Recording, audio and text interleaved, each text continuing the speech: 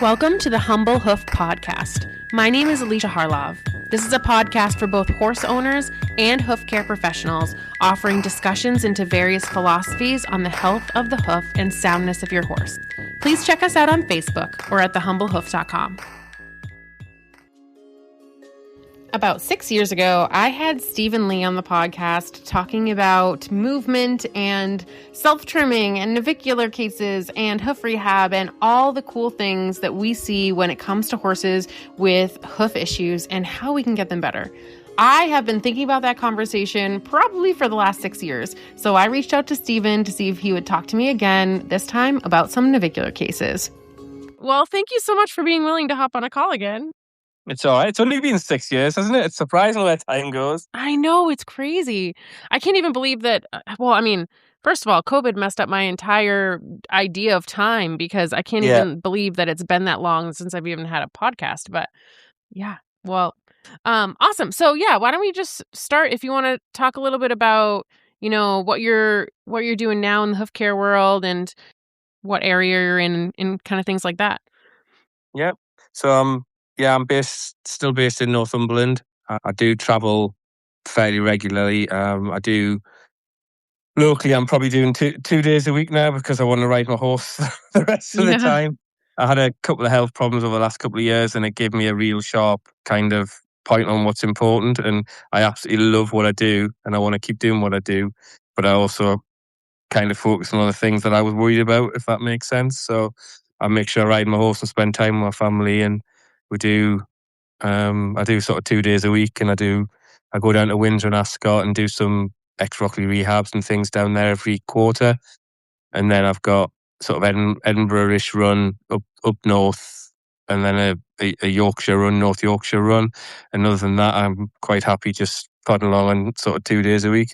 And that also now gives me the pressure off that if I need to see something urgently, or if a new interesting case comes in or something like that, I have a lot more free time just to sort of almost drop everything and go, if that makes sense. Yeah. And I kind of found out about you. I mean, this is like 10 years ago or more now, because of Rockley Farm. And so you still, for those that might not know, I mean, I hope if they hear the podcast, they know where Rockley Farm is. Yeah. It's a navicular rehab in the UK. But you still work on some horses at Rockley, or who have graduated from Rockley? No, who have graduated from, and they're probably sort of 5-10-year graduates, some of them, even more maybe. I'm not sure how long I've been going down to that area, but yeah, it's frightening where time just disappears. Yeah, no, I was probably last down there when Nick was writing the Performance Horse book. I went down to kind of for a few days just to brainstorm some ideas and things and help with it a little bit. But we're well overdue a catch up, and we keep saying to each other we really need to catch up. So I think I'm going to make a point of that. That's kind of another prod for me to sort that out. Yeah. And I mean, I feel the same. Like, I kind of check in with her every once in a while. And she's really the reason that I got into hoof care and got into a passion for navicular rehab. And she needs bottling. Yeah, exactly. And honestly, as I don't think I would have a track system facility now if I hadn't gone to visit Nick in 2015 out at Rockley Farm, and she's just a huge inspiration. But I think the place actually has to be, until you see it, you can't really understand how good it is. The different surfaces, the way the horses have to move around to see other parts of the valley and things like that. It's a very special place, I think, to be honest. Yeah, absolutely. Yeah, and I mean, I would love to talk a little bit about navicular today too, if you're up for it. Yep, I mean, absolutely. Obviously, there's so many hoof issues that we could talk about, and or just hoof interests and philosophies, ideas. But navicular is sort of where it all started for me. So, do you still work on a lot of navicular cases? Is that sort of a big part of your? Yeah, that's a big. Yeah, it's to be honest, it's kind of what excites me. Laminitis, we all as hoof care people have to deal with it, but I find it with a heavy heart when people ring and they need some help with that, because you're dealing with obviously metabolic issues and all that sort of thing, and you're really limited on how much you can help without medication and without getting to the. It's really hard to explain, but with navicular, I see it's a lot personally, I think you can give quite a bit more as a hoof care provider, because you can deal with how the horse is moving, you can see how the horse is moving, and you can change and help and advise in that. So yeah, that's when people ring the navicular case, I'm still 20 years down the line, I still get quite excited to help. It immediately switches my keen button on, my light comes on, and I'm really interested. Yeah, so when people phone that first phone call, that's really important, because they're obviously, they found you, they've sought you out for a reason, and you've got to kind of get as much information out of them as possible to make sure you can help. I do try to initially find out when it first started, because navicular is a catch-all term. It's a pain in the back of the foot. It can be caused, pain in the back of the foot can be caused by thrush. Poor frogs. You've got to try and take an onion skin, peel it back, and find out if there's a simple solution first, and then find out where they're at, what their team's been doing. What have they tried so far. And then I always ask for like an iPhone video and a picture so I can see what I'm looking at, and I tend to slow it down. I've got a really good app. It's a coaching app for baseball, I think, in golf, but it allows me to slow it right down, zoom in, I can mark it up and things, and it's better than, I don't like the slow-mo videos that you do. I find that you can't read, it doesn't work for me for watching. I don't know if there's something in the system where it's slightly smooth sort of slides out, or whatever, but if you take a standard video and slow it down frame by frame, I think you can see the landing. Now, basically what I'm looking for is how the horse is landing. I'm assuming if they're ringing navicular, pain in the back is probably toe first.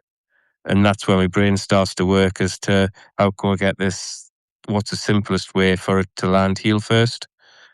Because you're not going to improve anything. You're not going to improve anything until you get your horse landing heel first. And I try and explain it so people can. I think I see in pictures, and my brain's a bit odd, but I try and explain it in ways like, if I was talking to a new owner about why we need to get them heel first, if you think of the toe and the heel down, everything's sort of preloaded and pre-stressed, so it's under load already when it hits the ground, and then the horse moves through the stance phase, moves over its foot. Where when they're toe first, you got that load and becomes a lot more impact, a lot more instant pressure. It's like if you have two cars, you tie them together with a rope, you drive the front car off without building the tension up, the rope will probably snap. Yeah. If you tie those same two cars together with a bale of twine, build that pressure up slowly with the front car, that the back car will creep and you'll get the car to tow without snapping. It's that sort of analogy I use. You're trying to get the horse to use the structures how it should. I mean, it's not just me. Yourself, there's like Rooney and Denwar have all done research back in the past, and it's trying to make that understandable to people. Yeah, actually, I just did a podcast episode, not for my podcast, oddly enough, but for the Hoof to Horse one, with a few friends, and we talked about heel first landings, and Lisa Agius Gilibert, she's going to make fun of me for not knowing how to say her last name, but she actually said almost the exact same thing, that like when the soft tissue in the back of the limb is at full tension, it's actually at its best ability to disperse all of the ground reaction forces and, the basically the impact up the limb, because at full tension, it's sort of at its peak, shock absorbing ability. It's not getting a surprise. It's already loaded. It's braced for it. It's probably the way of putting it. Yeah. Right. And when it comes to rehab, and that, I find that's the hardest part and most interesting. A horse will do what's most comfortable to do. You can't explain to them. You can't say, look, you need to, I know it's a bit sore, but you need to land heel first to get this to improve. You have to make it the easy way for them to do it. And conformable surfaces is the best way. I mean, if I could find someone who could bottle wet sand on the end of a tide line on beach, that's perfect. Rockley's pretty close, I think, sometimes. But that, because I'd rather they did it that way. You do the leading out and you build the work up and things. If once they're comfortable, I try not to have anything on painkillers and things if possible, because I don't want them to do too much. I don't. The more you do when they're not. Actually, I keep talking about Nick, but Nick, there's a few people say things as your career and you remember them right the way through. And I remember Nick saying to me, "Movement's imperative. It's good, but it's only good movement is good." And that's the best way I can describe it. They need to be landing heel first, otherwise you're just compounding the problem. And it's that Yeah. little bit of onion skin research, detective work as to why is this horse. So you put the team around it. You kind of, the body workers are really important. A really good body work and can tell you where stuff's tight, but they don't always release it because they think it's a compensation. Rather than everybody working individually, you all have to work together and like just leave it this week. Walk them out a bit longer and then try, and that kind of thing. It's just nursing the horse back to being that somewhat comfortable. I mean, you do have boots and pads. I tend to be guarded with them if they can't find a conformable surface to work on, or even working on a night, softer grass. At the minute, everywhere's rock hard over here. Then boots and pads, but you have to be really kind of disciplined on how much time you do, because I think again that allows the foot to do more than it's capable of doing. Yeah. And actually, I was going to ask about that because I use, when I have horses that come to my track system, I do use boots and pads until I feel like they're comfortable moving over the different surfaces. Hmm. But I know at Nick's, when I went there, what, 11 years ago now, Hmm. she said that she felt when she was using boots that she didn't see the feet improve as quickly as when they were moving over. I mean, she definitely has a lot of conformable surfaces, like you said. Yeah. But she didn't see the feet improve as much as when they were barefoot on the track, which I totally Yes. understand because the boot is that layer of protection where the foot isn't able to contact the ground and then different surfaces Yes. itself. But is that something that, you know, It's part of the reason that I don't. It's not the first line of the horse has to be comfortable, and every doesn't matter what we think. The horse kind of how the horse is feeling trumps what we want to do. But if I want as much done as possible without boots, I would like the work in hand done without boots. Find the grass feel. A horse shouldn't be in boots 24/7. I don't feel it's. I think you will struggle to get improvement then. If they need boots on to do a little bit of road work, hand walking, if that's the area they've got to do that hand walking, you have to kind of cut your cloth to it's no good telling somebody you need to do this, this, and this, and this if they live in the middle of a built-up area and all they've got is X, Y, and Z. So your job as a hoof care provider really is to see what they've got and make the best of it and help them make a plan to use what they've got. yeah. But yeah, boots and pads. Certainly, I wouldn't ever use a boot without a pad in. To me, it's not about reducing the concussion by putting a pad in. It's about increasing the dynamic pressure back, so the foot is getting pressure, it falls into collateral grooves and all that sort of thing. So the foot's getting pressure back through the pad rather than just being on a flat surface. Yeah, right, exactly. I tend to use quite simple. My preference initially, and again, this is my personal preference, is I prefer boots like Cavellos with no straps around the back of the foot or anything like that. None of the straps going over the lateral cartilage or anything like that initially. And I don't know why. That's just what I've always preferred. And also the fitting is more generous in them than some of the sportier type boots. So you've got a bit more space to manipulate pads and through, because the feet always change. That's what we want. And again, it's just trying to, eventually, ideally, the toe will come back. But I'm not into trying to force the shape onto the foot. You have to Mhm. help it along. Certainly help it along. But initially, I want the horse to become comfortable with what it's got, and we gradually sort of help it and nudge it. And that's part of the bigger picture of getting it through the first sort of 6 months.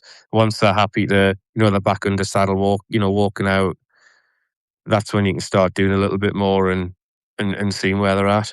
Yeah. But the hardest part, the sort of picture of a roller coaster going up, to get them over the top is the hardest bit, and that is getting the heel first landing back. So And what I are say usually your first steps like when you meet a new horse? I know that you've already talked to the owner, you've looked at their movement on video and yes, then obviously in person. So what are some yeah. things that you do to try to get to getting that horse closer to a heel first landing? Yep. So the absolute first thing I do is I don't even care what the frogs look like. I assume the thrushy or there's something, and I basically give, particularly for being shod, they seem to do less. But people who are already barefoot seem to have already on board with the frog sprays, the red horse, the horse leads, all that sort of branded sprays and stuff.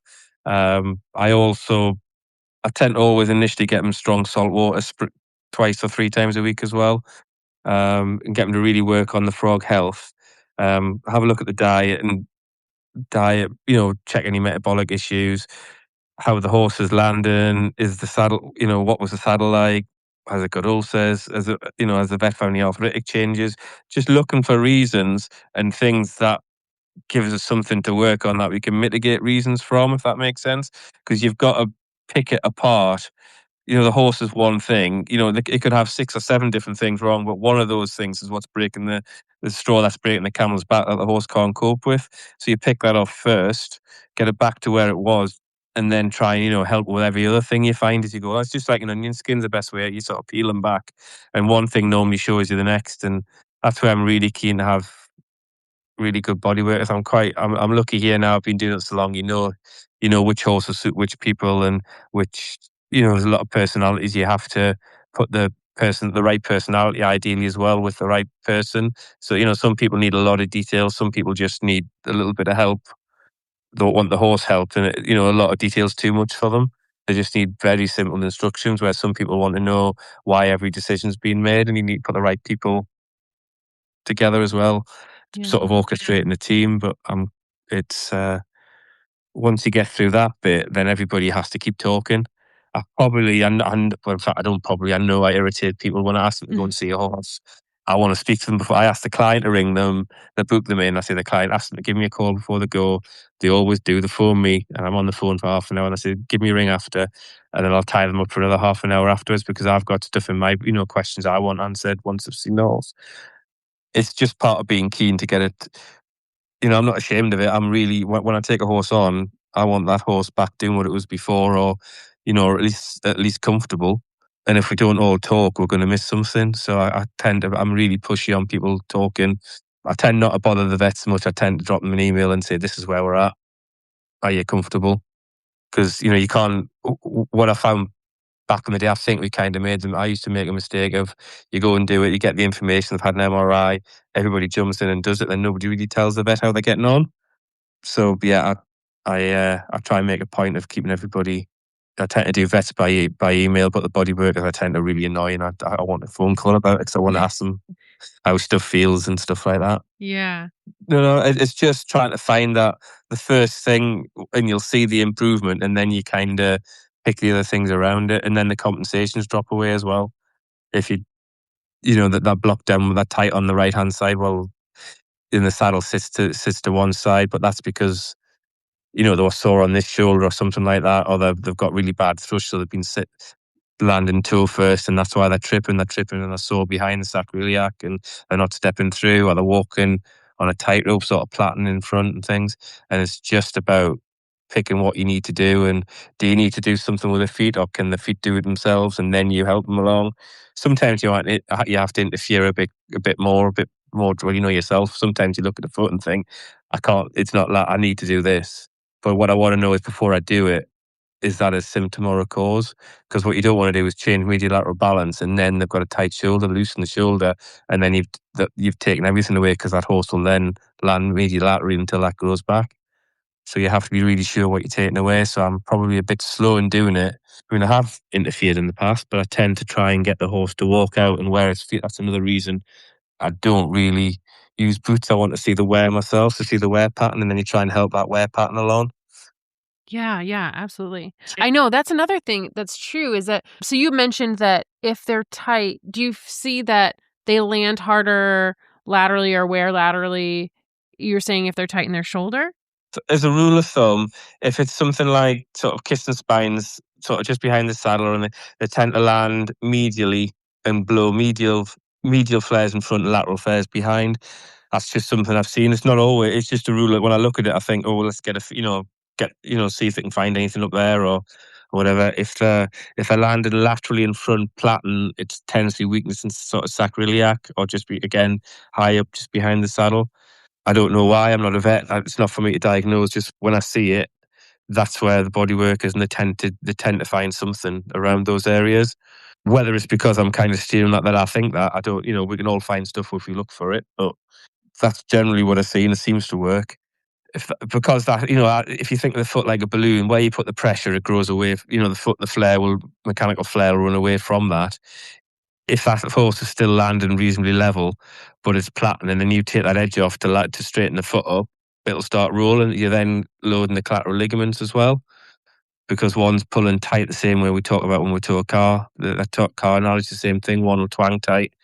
So it's about being sure why something's there before you do anything. I think that's the biggest thing on naviculars, because it is just a catch-all term. You can have some awful X-rays with the arthritis, and actually it's not that. It's something else. It's just they've tweaked the DFT or something like that.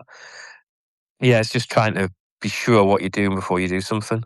Yeah. And you get a lot of horses that you see an MRI as well, like where you know that there's soft tissue issues or DDFT or collateral ligament damage? Or is it mostly horses that they're just suspecting that that might be the case, but you don't have the advance? I'll be honest, it's becoming more when someone phones you, they've had an MRI. Yeah. That's It amazing. seems to be, yeah, it seems to be that it's a lot more common. It's seeing, I mean, obviously the covered insurance thing. I've got this. I don't know how insurance works over with you guys, but they tend to get a year to do everything, so they throw everything at it in the year. I've often thought insurance would be better if they did 2-year policies, and so some horses just turn them away for 6 months on a hill somewhere, let them settle down and look after them, but give them time off for 6 months. Where I think that's a bit more difficult when you're looking at insurance for the price of MRIs and things, because they've got a year to fit everything in, and all of the PRP or IRAP or stem cell stuff. They've only got, if all that's going to get paid for, they've only got the year to do it. Yeah. Yeah. So that's if I ever get to change one thing in horses, I'd like to change the fact that insurance is on a yearly. I'd wish it was on 2. So I think the insurance companies would make a lot more money, because most claims would just disappear if the horse actually gets some time to. Most vets would probably say the same. I think that to give them some time to. I mean, if I go to the doctors with a sore elbow, the first thing I don't get is this. It'll say, "Come back in, go to physio or something. Come back in 6 months, and we'll give you a steroid injection in your elbow if it's still there." They don't do it the day you walk in. Right. But on insurance, you've only got you've got your year to get everything through, or your claims. Then everything's excluded the next year. So everybody claims for everything. Spend up their £8,000 limit or whatever. Where a 2-year policy would. The first year or the first 6 months, they can turn them away. It doesn't cost them anything, and some horses will just come right within that, and they'll not need to do everything. Yeah.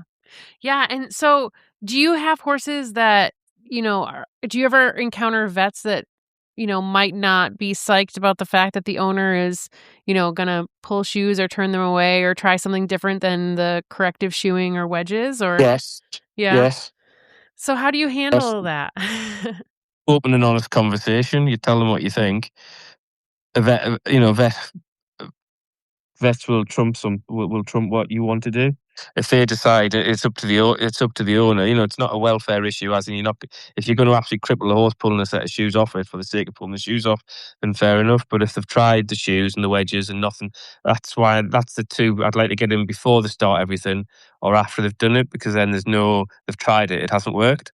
Let's try something else. And at some point, the money runs out as well. People can't just keep paying. So I think you have to talk about it. And most vets are quite open if you talk to them. I think if someone goes off on their own and tries to go across what they want, rightly so, they're responsible. You've got to behave professionally. If you behave professionally and speak to somebody, I don't really ever have a problem. Yeah. But I think it's communication again. It's it's talking to everybody. It's people. Everybody has the same goal. Nobody does something deliberately to make things worse. Everybody's goal is to get that horse better. And there's many roads lead to Rome, and actually there can be 3 right roads. You can kind of all 3 of you can have ideas and you can all be right. Some horses shod with wedges do get a bit better. Personally, I don't think it lasts that. I do think my honest opinion is if you rehab them barefoot, you've got much more chance of getting back to the performance level you were at before. Right. Before the injury or whatever happened. But again, that's my personal opinion. I know Nick did some stuff. I think it was Project Dexter. It was called. One of the horses sort of quantified what he'd done. I think she was on quite a high. I don't want to say the number because I can't actually remember off the top of my head exactly what it was, but it was a lot higher than you would sort of think it would be. I know. I remember it was above 80% where the horses went back to the same level of work or higher than before they went lame. And I guess 85. I've just had a quick look on one of my laptop things. It was 85%. Yeah. Yeah. And I remember, I mean, I still have that page saved from her blog. And I guess another question, when I met Nick and when I was talking to her, one of the things that she had mentioned was some of the hardest cases that she got in for rehab, or ones that she just didn't feel were successful in rehab, or ones that had been already on NSAIDs or some kind of pain relief and Yeah. worked despite the lameness. They had somebody Yeah. that was masking the lameness, and they went on Yeah. to work, because then it caused repetitive strain, repetitive injury, chronic re-injury that basically made Absolutely. too much, too much Yeah. damage. Is that true? Did you still see that too? Because I feel like a lot of times what we do in terms of like a barefoot approach, a track system, whatever, ends up being sort of the last resort, the last approach. And so a lot of these horses have gone through the ringer. They have had injections and NSAIDs and corrective shoeing and all this other stuff. And I think that, when I first started 10 years ago, I had some cases where I had horses come up sound within the first cycle, the first 4 to 8 weeks, and all of a sudden they were fine. And then, I had a bunch of cases like that. And then now I feel like I end up getting a lot of cases where the owners have sort of done everything else for years, and then they're handing me this horse that's so broken, and they're like, "Fix it." And I'm like, Yeah. I You mean, can't fix them. Yeah, you can't fix them all. And mentally, you've got to kind of, it takes a long time to come to that in your head, as you said, but you've got to kind of, you can only do your best with them. And that's why I said earlier, having a horse on painkillers worries me. I don't want them in the field on painkillers. I don't, just until it's better. It's not because I'm sure it allows them to do more than the kill. Obviously, the welfare comes first. If they need it, they need it. If it's a welfare issue, but I'd rather they were I'd rather something hurt them do a bit more and then damage it completely. right. That's the whole idea of pain, isn't it? Really, it stops you damaging something further. It tells you there's something not right, and it needs to heal, and to be careful with it. I've got a whole new respect for it since I tore all the tendons on my ankle a couple of years ago walking the dog, and every now and again it's still sort of, I'm still aware of it. And I remember how much that hurt if I moved it wrongly, but you have to get through that and do the physio and walk through it. And, I was kind of thinking if I was a horse, what would we do now? I'd probably have a lot more injections. I'd probably be better looked after. I was actually just talking to a client today about that, because 2.5 years ago now, I fell off a horse and tore my MCL in my knee. And just this last week, for some reason, I don't know why, it's been achy. And not achy so much that I can't work or can't walk or can't do my job. But I was just thinking about how many horses I see, or you see, or any of us hoof care providers work on, that have some sort of ligament injury that a few years, down the road, they still feel it in some way, because, a ligament, it's very difficult to get a ligament back to where it was before. I mean, it's not a very stretchy structure. No, well, they're a stay apparatus, aren't they? They're not really, they're not meant to. That's Right. the point. I see them as rigging on a ship. It's there to keep everything up Yeah. and stable, and stable. And yeah, I say it struck me. I was walking the dogs again. It was a couple of miles. I remember the thought coming across. I was walking across the hillside with the dogs, and it started to ache. And I was like, that's 2 years now, and it's still strong. I ride my horse. I ride for an hour and a half at a time up in the hills here, and it's I can walk the dogs all day, and then all of a sudden, for no apparent reason, I started to feel this ache, and I did actually cross my mind. I says, you fix these horses, and they do have days when they're not quite right, and I'm thinking, well, maybe it's the same for them as well. Yeah. Yeah. And I There's no think rhyme or that, reason to it. yeah. And I think that, the longer I do this, and it's, I still consider myself new in the hoof care world, even Yeah, though I've been doing this for 10 years. It's in the relative scheme of hoof care, it's, newer. And the longer I yeah. do this, I realize, and I don't know if it's just that I'm recognizing more lameness or what, but I feel like, just like with people, I don't know how many horses are 100% sound. And I'm talking about I'm not saying, like, I don't want people to hear that and be like, oh my goodness, Alicia has all these lame horses and none of them are sound. I mean that, like, anywhere I go to a horse show, I go to, wherever, anywhere I go, and I see horses that I don't work on, horses in shoes, horses barefoot, horses on a trail ride, horses at barns that I go to that I don't work on, horses that I do work on. And I just see so many little things that maybe I wouldn't have picked up before, like the way that Yeah. I mean, obviously landing and loading, like how they're landing Yeah. hoof care wise, but even just how they adjust their stride, going uphill or downhill, or like, if they get pushed away from the hay that they're on and going to the next hay. It's just, I notice these little things that I don't think I would have noticed before. And I think it's so funny that we focus so much on having a horse that's 100% sound, and I don't know any person that's 100% sound. I So I don't was know. going to say, walk down a main shopping street in in Newcastle or London or wherever, and just or have a coffee and look at people. There's not many people don't walk with some limp or a slight turn out of their foot or very few people walk like they're walking down a catwalk. I mean, if they do, they're probably the exception, and they'll get stared at. But generally, most people have got a limp or have got something not quite right, and you've got to kind of serviceably sound was a term I don't really like, because it Yeah. sort of says that you're riding a lame horse. You're not. It's kind of, I would You're working within their within their limitation. limits. Yeah, with the limitations. Same with people often ask me, when they come sound again, they are riding them again. Can I can I jump again? It's like, well, let's just do pleasure ride. Let's get you up to a year. If you give me a year of soundness, then stepping over poles is different. But if you've had someone who's been a show jumper, they've had an injury. My gut feel is always, well, look, you've got your horse, you're hacking it, you're riding it.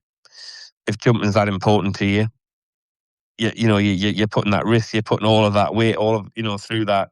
We know the horse is comfortable now. I'm always really guarded on jumping afterwards. But if I want to do it, I put a mark in the sand that you want at least a year's soundness first, doing everything you want to do, bar the jumping. And if you're still sure, then start slow and make sure the surfaces are 100% right for you. Not too deep or not too hard, Right. but that always it does. Yes, they've been a good show jump, and yes, you want them back to where they were. But that's the kind of I always worry about. Maybe to be thankful for what you get back sometimes as well. Right.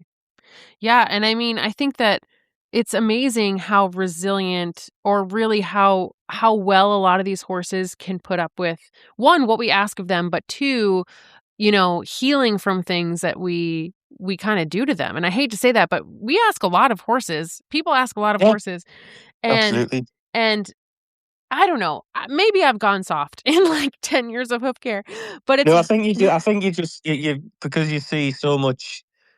You're probably like me. You get a lot of phone calls. You take on everybody's kind of. Everybody loves the horse. Everybody loves the horse. Everybody wants it to be right. And when they're not right, it's horrendous. For the owner as well as the horse. And you take on that as a hoof care provider. You take on that. You have that sense of responsibility to try and help, and you take on that emotional. It's a real. It's taken me 20 years to learn how to. I remember Matthew said to me years ago, "You need to leave it in the truck, mate." And it's easier said than done, because I don't. I still think about it. Wake up, if you're thinking about something, you wake up 3 or 4 o'clock in the morning and think, I think that's what I'm trying to work out. Was that Matthew Jackson? Matthew Jackson, yeah, Oh yeah, yeah, he's been on the podcast. yeah. He's the reason I started. Oh, If I've got to no be way. What yeah, a small absolutely, world. yeah, yeah.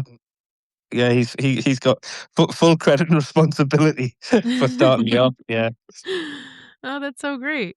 yeah. But I always remember that, because I rang him. I was worried about one. He said, "You need to leave him in the truck, mate." And it's like, I do, but I need this fixed as well. Or I can't, because I've got sort of brain that I need. I need everything ticked off, and I can't.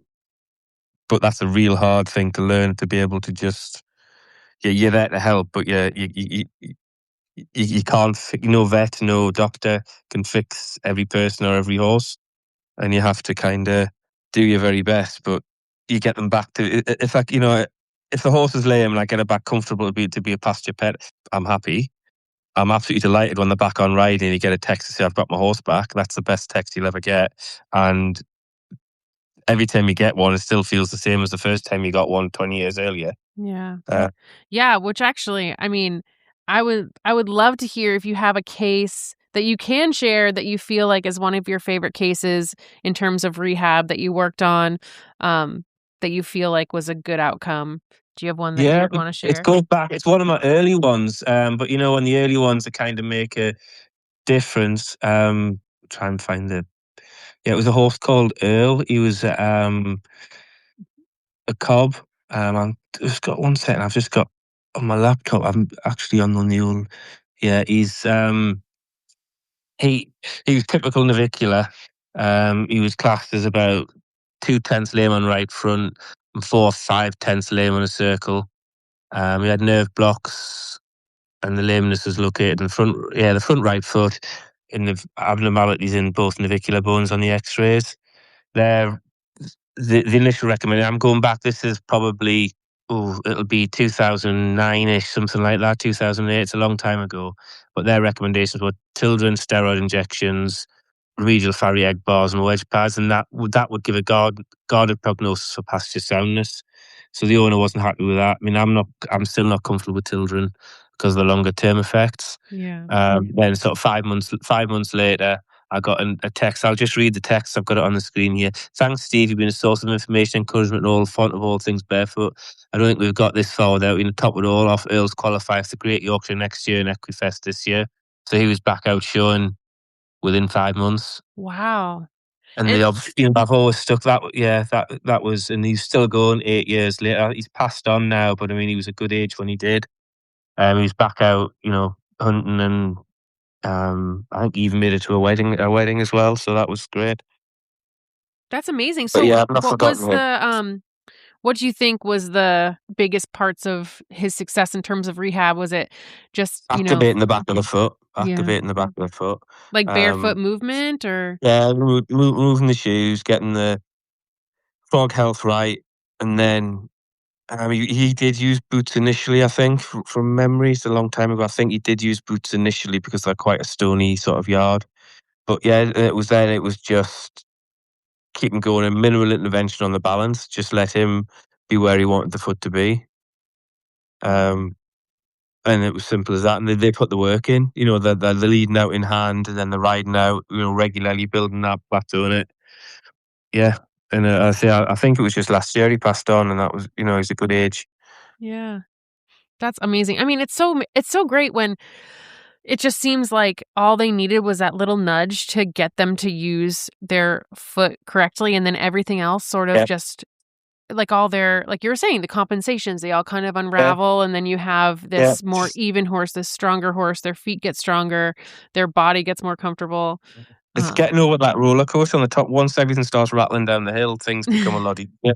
That's the best way to describe it, is you get that. It's like a eureka moment. Once you find out why you can't get them healed first, get that. And sometimes, they've done a serious injury, they need time to heal. You have to bear that in mind as well. You just have to kind of look at every horse on its individually and see what you can do. And the stuff, while it's healing, you're getting the frogs right. While it's healing, you're sorting the bodywork out while it's healing. So you're not just waiting. You are doing stuff in the meantime, but you're probably not until whatever the inflammation or the injury is, or that's where. But I mean, I have seen horses toe first land in seen as navicular cases, and we sorted the frogs out, we sorted the thrush out, we sorted sheared heels out, and surprisingly, that everything else disappeared.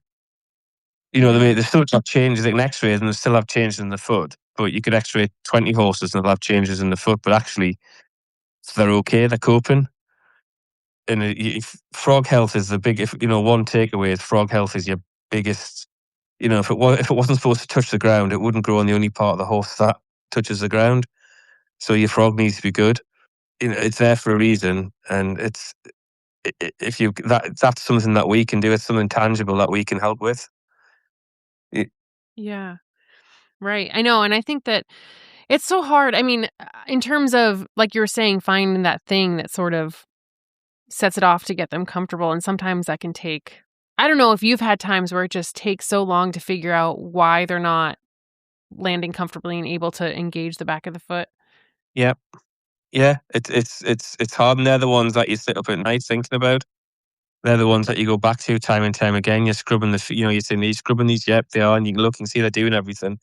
And then nobody has X-ray eyes. Sometimes they do heal. If they have got a tweak or a tear or something like that, the time and the movement. But obviously, movement while they're doing that, controlled movement is good. You don't want stuff to heal just as scar tissue. You want them moving so it heals properly. And that's when I kind of make that judgment again, talking about boots and pads or without. It's that kind of we discussed it, the pros and cons of it, and then I'm kind of a bit OCD about sending me a weekly check. With the Navicular ones, if I start and work out, I will check in with them weekly, and I've got time to do that now, which is I enjoy doing it. So it's not a what are you doing? Let's make sure you're doing it right. It's to make sure they're not doing too much, or they're not. Because it's quite easy once to start doing 15 minutes, do 20, and then half an hour, Mhm. and it's that plateau. If they're doing half an hour, I want them doing half an hour for 3 weeks, and then if they're building up to 40 minutes, that's fine. But if they do that 40 minutes for another 3 weeks, the horse, everything has to build up slowly. Once you get past 2 hours, I think I'm quite comfortable they can do what they want. But Yeah. Is that all in terms of, like, when you're talking about 20 minutes, 30 minutes, is that all tack walking or hand yeah, walking? walking, walked or led from another initially, Mhm. and then when they're comfortable doing that, if you're doing it 3 times a week, the middle ones maybe is a ridden session. Okay, yeah. After 4 weeks, you'll do 3 weeks in hand, and then if they're still comfortable, still as comfortable when they come back as when they go out, great jump. The middle session is a ridden one. It's not as long, but it's a ridden one, and then you up the walking time before you up the ridden time. Because I do believe you've got to, actually having the weight on the horse moves differently. The move into pressure and having to carry and stuff is actually you can ask them to carry themselves a little bit better without forcing them. But yeah, you can. But that's also harder work for them, so you have to do less of that initially. Yeah. Yeah, and I don't know if well, obviously you haven't been to my farm, but I literally bought my farm because it reminded me of Nick's property. It's very hilly. We have a driveway that's nearly a mile long, Hmm. and it reminded me of sort of where Nick would like tack rock her rehabs and pony some of the horses, and I was like, "Oh, this will be Yeah, great." Um, do I think you that's the difference. Yeah, well, I think that's the difference between. I do, I'm going back from the very when I started barefoot was a bit weird, then it's become normal. Track systems thankfully become normal, the horse moves and things like that.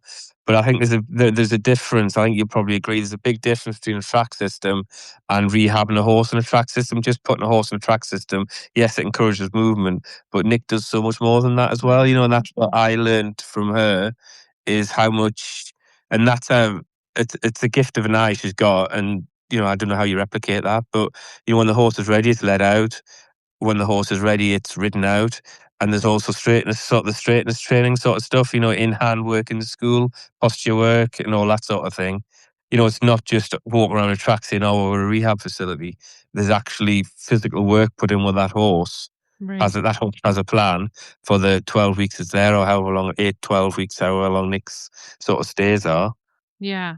Yeah, And then the exactly. horse goes home to be, and then the rehab is continued. You know, I don't think she's ever said you hand back a completely fixed or you hand back a sound horse that can go out and do stuff. But then it's down to the owner to keep that work going and keep that strength building and build on that good movement, which is what the track and all Nick work creates. Is the good movement is that heel first. And I think that's the benefit. That's when we talk about trying to force that heel first.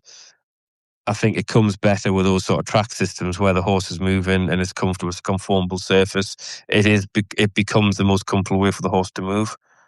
Yeah. And I I think think that's that I think that's something one of the biggest things too I learned from her is that, once these horses are sound or once they're sounder, they're back ridden, they really and correct me if I'm misunderstanding, but they really should stay in some work and stay fit to not fall yes, back into yes, those old patterns, old, lameness issues because of yes, compensations. So you have to yes. keep that horse, moving correctly and working essentially. Yeah, Um but you should enjoy doing that as well. yeah, yeah. That shouldn't be the chore. That's the pleasure you've got. That's like you're getting to the top of the mountain, but you don't want to sort of summit and take your picture, take a selfie at the top. Yeah. That to me, if I said to somebody who phoned me in tears to say the horse, the MRI, it's this, and this, guarded prognosis for pasture soundness, can you help? Yes, blah blah blah. If I says, okay, well, you can keep it sound if you ride it 5 days a week, and walk and a little bit of walking up hills and do pull work once a week out of the 5 days, something like that, they'd take your arm off for that. Yeah. Right. I'm a great believer in them. That's kind of one of the reason I ride 5 days a week. We're at hills here. He walks. He doesn't do. I don't do a lot of fast work because he's a big, heavy horse. And we don't. I'm not that interested in it. But we do. We have the canter across the top of the hills and stuff like that. But it is about grunt work, walking up and down hills, and I don't want to jinx anything, but I think that's, the fitter a horse is, and physically fit, and I mean from a point of view of walking, done, not just cardio fit, not just wind fit, a bit of gallop for a long time, but actually physically fit, walking and moving, then you got more chance of keeping that horse sound into older age. Right. Yeah, absolutely. I mean, I see that same with horses that, aren't even navicular rehabs that I work on. I have horses that are in their late 20s being ridden, and I kind of ask the secret, and they're like, well, we've always been riding. It's just sort of like they're always Use it or doing lose it. it, yeah. Use it or lose it. Just keep going as long as the horse is happy, and Yeah. yeah. Right. Because once you start losing that, we all know the look of an older horse where they don't look skinny, but they look very poor. They can't keep top line, their back starts to sink and all that sort of thing. Once they get to that stage, at that age, you're not going to get that back. You can't work them hard enough to get it, so you have to work them hard enough to keep it. Right. Yeah. Awesome. I mean, I know that you have a dinner commitment, so I want to be Yeah, acknowledge your don't. Yeah, time. you're safer in front of a herd of cows trampling than me between me and my dinner. Yeah, you're right.